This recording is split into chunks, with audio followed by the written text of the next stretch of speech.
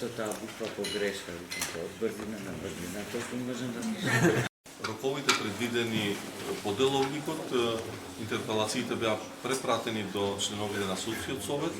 Исто така во рамки на роковите, како собрание ги добивме одговорите од сите 5 члена. Ние тие одговори ќе ги доставиме деновиве до сите пратеници и се надевам дека во текот на месец март, се надевам дека во текот на првата и втората недела ќе имаме свикување на нова седница на која ќе се разгледаат интерпелациите.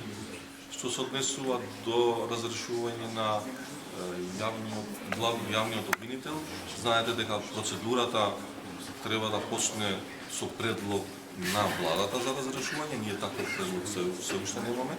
Штом ќе добиеме, ќе бидете известени вие и тој предлог ќе го доставиме до сите пратеници и како што е препишано и со деловникот, така и ќе поставиме. Известување или допис од страна на Уставниот суд и затоа не можеме да се изјасниме по нешто што не сме го добили.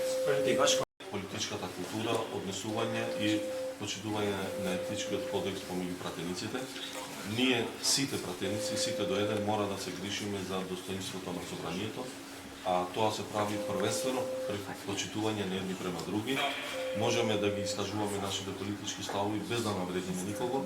Јас повикувам, како што сум повикувал секогаш, и ќе продолжам да повикувам на сите пратеници да се држат до почитување на етичкиот кодекс. Веќе разговараме и за донесување на нов етички кодекс кој сакаме да го подобриме и сите да се договориме на консензуален начин за да го почитуваме.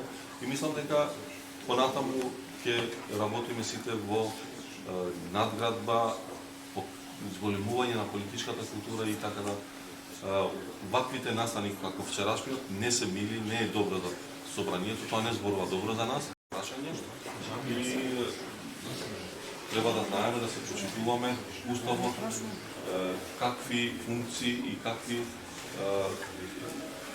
ингеренции има секоја институција.